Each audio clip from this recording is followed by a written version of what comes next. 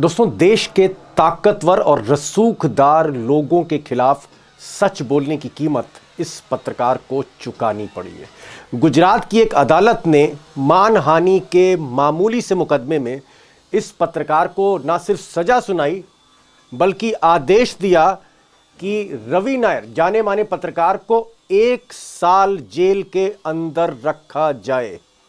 लेकिन कड़वी सच्चाई यह है कि ये जो देश के जाने माने खोजी पत्रकार हैं, इनके लिए आवाज़ उठाने वाले लोग देश में बहुत कम है, चाहे वो पत्रकारिता के समाज से हो, चाहे वो सामाजिक संगठनों से हो। उसकी वजह यह है कि रवि नायर की जो कलम चली वो देश के एक बेहद ताकतवर रसूखदार शख्स के खिलाफ चली है। अब चौंकाने वाली बात यह है कि राहुल गांधी के बाद मानहानि का यह दूसरा बड़ा मामला है जहां अदालत सजा सुना रही है। और संयोग देखिए कि दोनों ही मामलों में सजा गुजरात की अदालतों ने दिया है। अमूमन मानहानि जैसे मामूली केस, डिफेमेशन केसेस में जेल नहीं भेजा जाता। ज्यादातर फैसले जो हैं वो जेल भेजने के या कन्विक्शन के नहीं होते। अब दोस्तों, पहले जरा रवि नायर के बारे में जान लेते हैं। Ravi Nair Delhi based financial investigative journalist, यानी जो वित्तीय घोटाले होते हैं, बड़े बड़े उद्योगपति या सरकार में जो फाइनेंशियल स्कैम्स होते हैं, उस पर ये स्टोरीज़ करते हैं, एक्सक्लूसिव स्टोरीज़ करते हैं। इनकी स्टोरीज़ दुनिया के कई अखबारों में छपी है, देश के कई अखबारों में छपी है, कई वेबसाइट्स में वो लगातार लिखते हैं। रवि नायर ने कई किताबें भी लिखी, जिसमें राफेल पे जो डील हुई थी उस पर उनकी किताब काफ़ी चर्चित रही है। और इधर कुछ सालों से उन्होंने चाहे देश के उद्योगपति हों, उनका जो नेक्सस है उस पर भी बहुत से आर्टिकल्स लिखे। गौतम अडानी और अडानी ग्रुप पर भी रवि नायर ने काफ़ी आर्टिकल्स लिखे हैं जो दुनिया भर में प्रकाशित हुए हैं। अब दोस्तों, जो ताज़ा मामला है जिसमें सजा हुई है रवि नायर को, ये मामला गौतम अडानी की तरफ से अडानी एंटरप्राइज, गौतम अडानी की जो कंपनी है अडानी एंटरप्राइज, ये मामला मानहानि का ये दर्ज हुआ गांधीनगर के पास मनसा कोर्ट में, सिविल कोर्ट में ये जो है मामला दर्ज हुआ।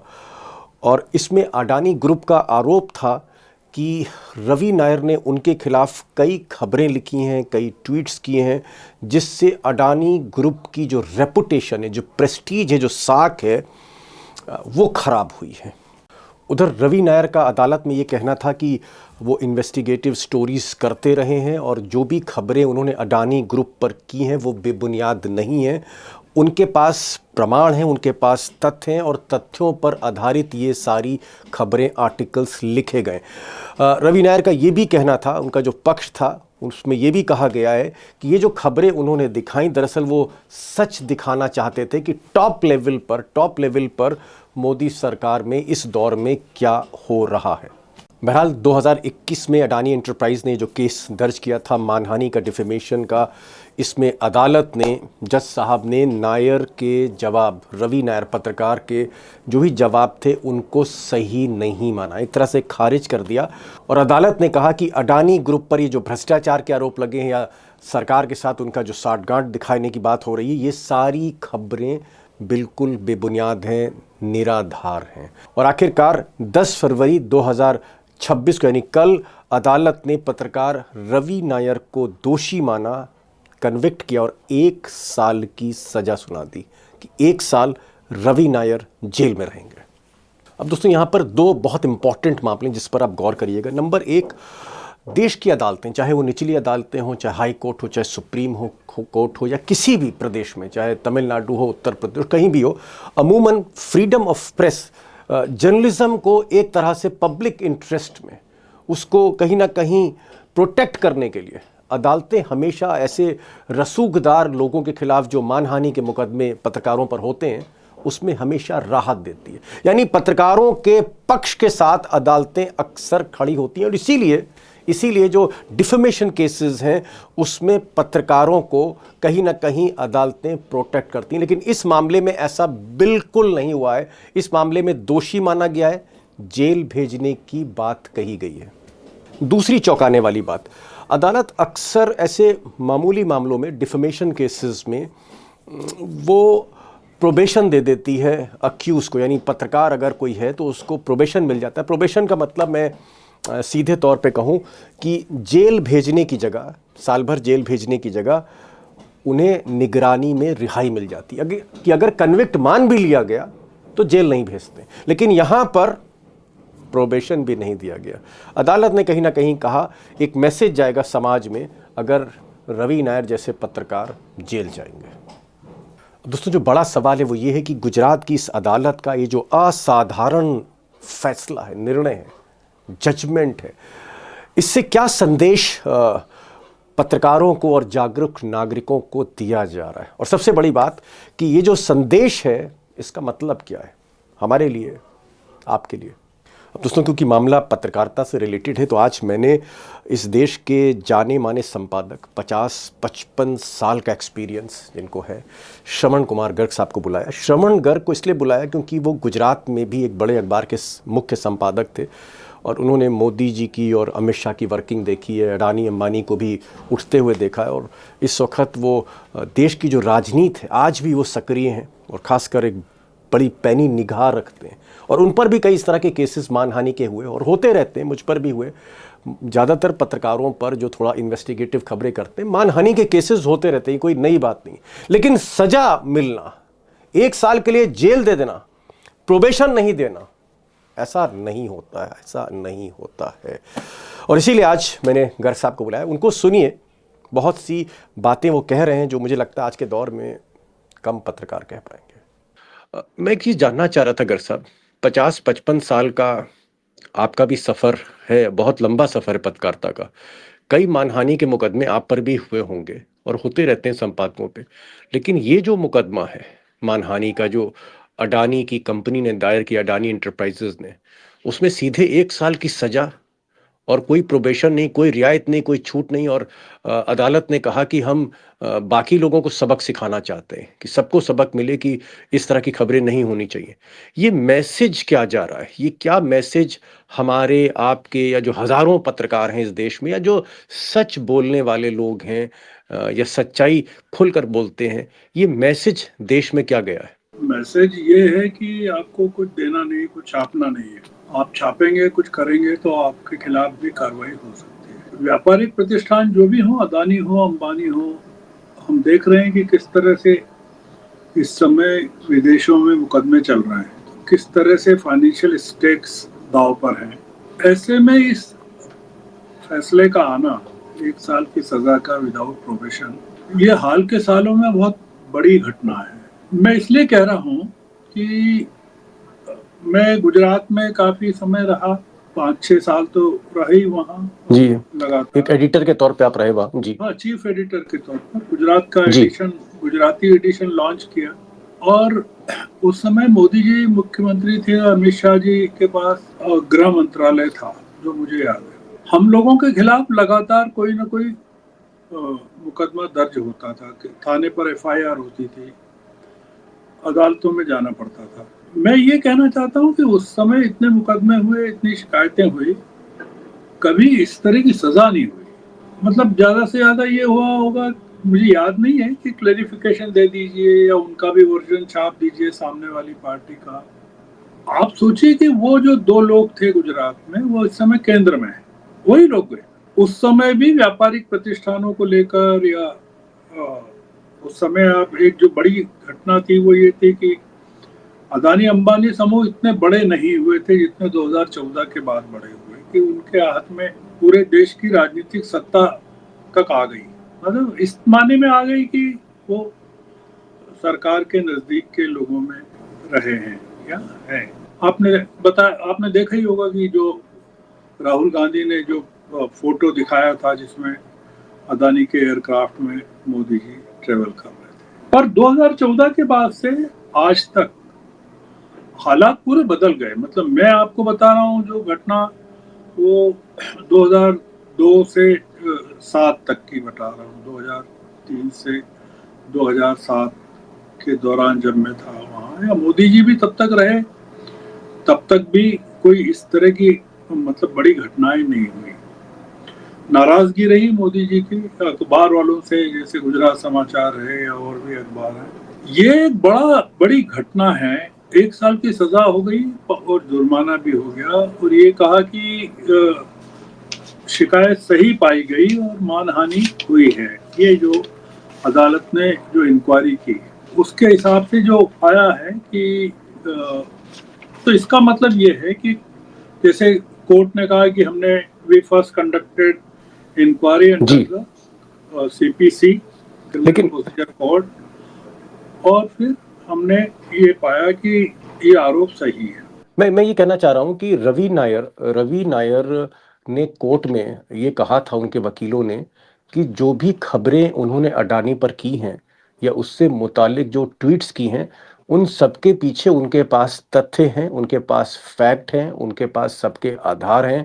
उन्होंने कोई भी चीज मनगढ़ंत नहीं लिखी है, सब कुछ फैक्ट पर है, डेटा पे। लेकिन ये बात फिर क्यों नहीं अदालत ने सुनी?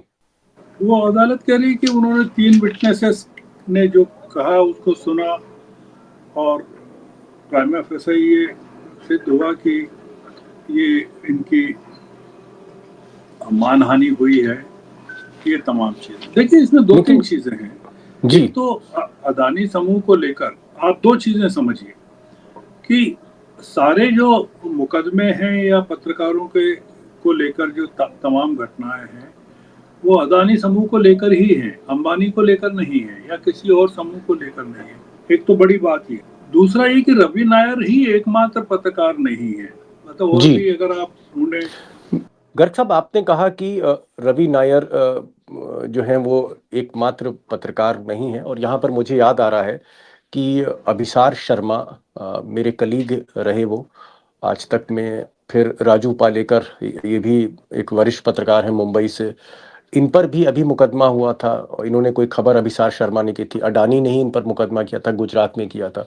और भी मुझे कई ऐसे नाम याद आ रहे हैं जिसमें प्रंजय गुहा ठाकुर था, ये भी सीनियर फाइनेंशियल जर्नलिस्ट हैं, इन पर भी मुकदमा हुआ। बीच में मुझे भी एक आध बार कहा गया कि आप पर भी मुकदमा हो जाएगा, और एक बार हाईकोर्ट से आदेश भी आया था कुछ खबरें अडानी की हटाने के लिए, और वो नोटिस मुझे मिला था।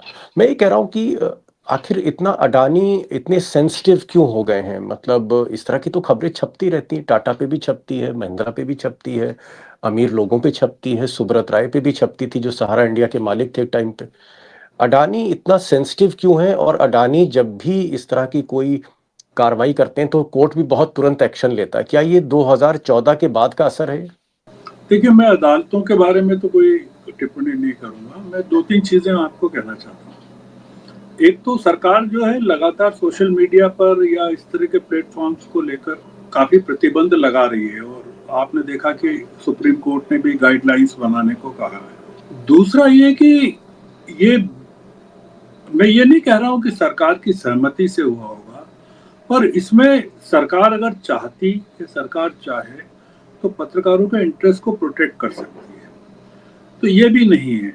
तो इसका मतलब ये है कि ये एक कार्रवाई ऐसी है कि जो हम इसको ये भी मान सकते हैं कि पत्रकारों के पूरी तरह से उनको मुंह बंद करने के लिए प्रयोग है कि ये इसका मतलब वो जो मैसेजिंग का कह रही है कोर्ट, जैसा आपने कहा, तो उसका ये मतलब हो सकता है।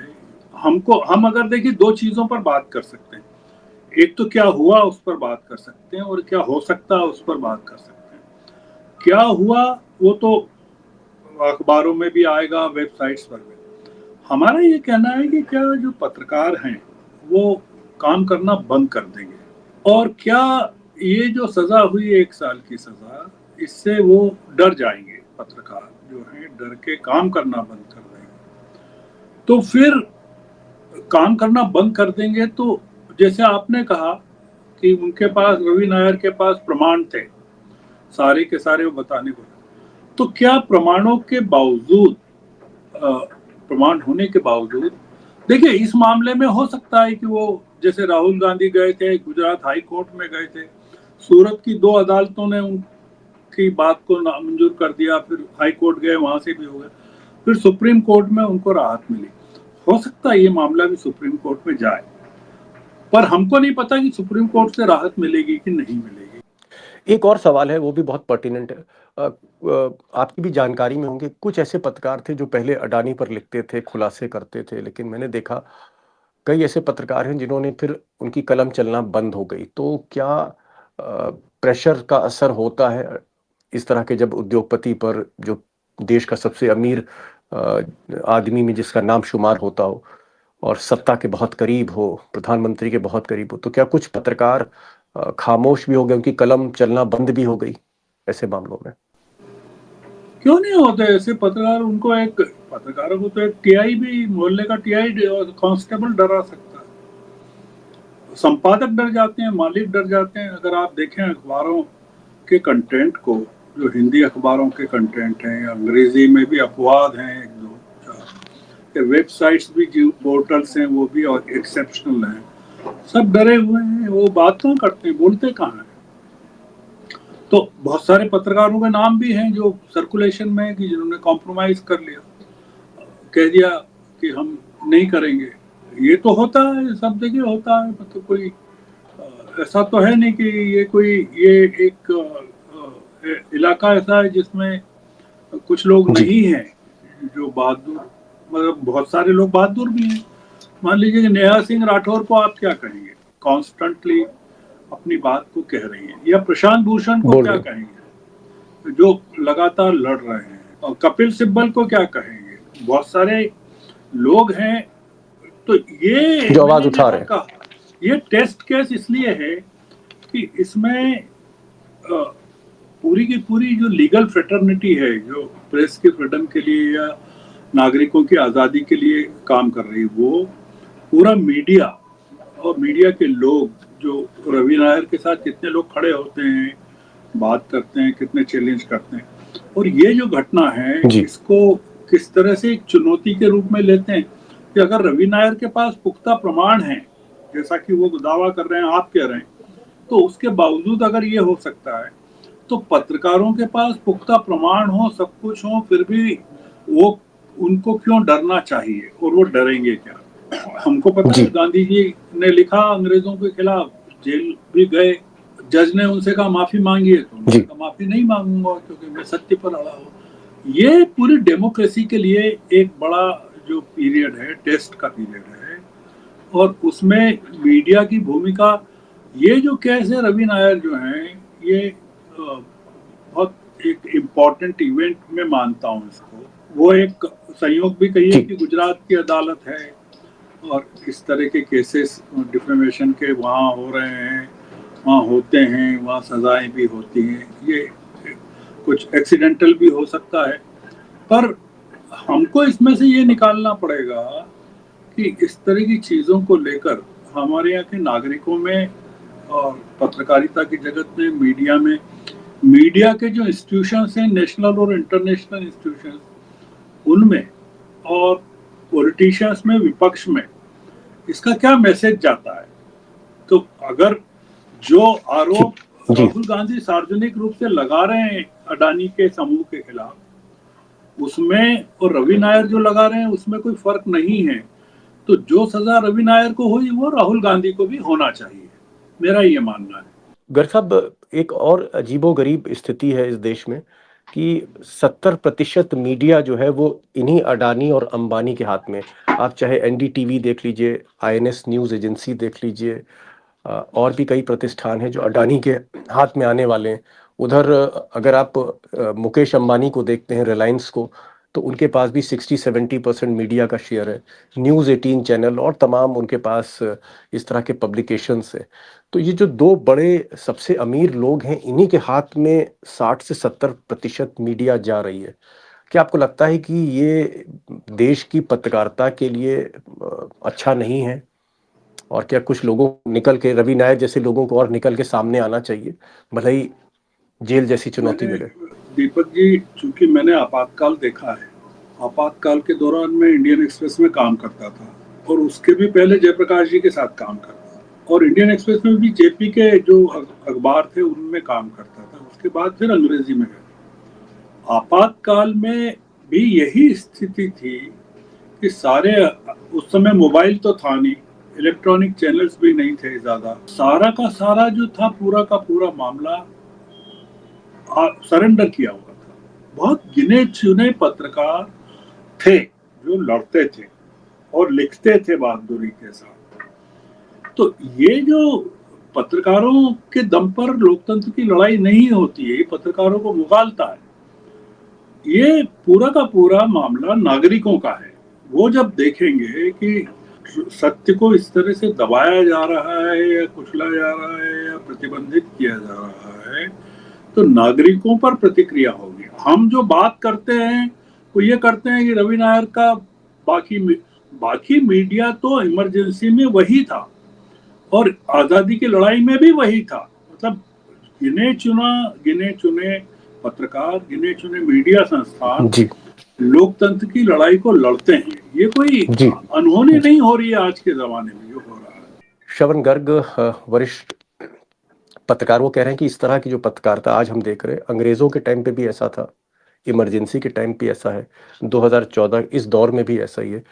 सभी पत्रकार जो हैं वो रवि नायर नहीं होते। रवि नायर जैसे कुछ पत्रकार होते हैं जो आगे बढ़ के आते हैं, बाकी मीडिया कंप्रोमाइज मोर और लेस रहती। लेकिन एक मैसेज इन्होंने दिया कि हम बात सिर्फ रवि नायर की ना करें, या मैं अपनी बात ना करूं, या गर्ग साहब की बात ना करूं, या अभिसार की बात ना करूं। बात ये करूं कि अगर पत्रकार सच नहीं बोल पा रहे हैं या उसको उनको सच बोलने की सजा मिल रही है, तो जनता को, नागरिकों को आगे आना चाहिए। ये बेसिकली दायित्व जो है वो पाठकों का है, रीडर्स का है, जिनके लिए सच सामने लाया जा रहा है। अगर वो आगे नहीं आएंगे तो फिर ये पत्रकारिता धीरे धीरे खत्म होती चली जाएगी। यही रहेगा ऐसा इसका असर। कर साहब, आप इस प्रोग्राम में आए और खुलकर बातचीत हुई, आपने जयप्रकाश नारायण की याद दिलाई, इंडियन एक्सप्रेस के अपने दिनों की याद दिलाई। बहुत बहुत शुक्रिया। Thank you so much. Thank you so much sir.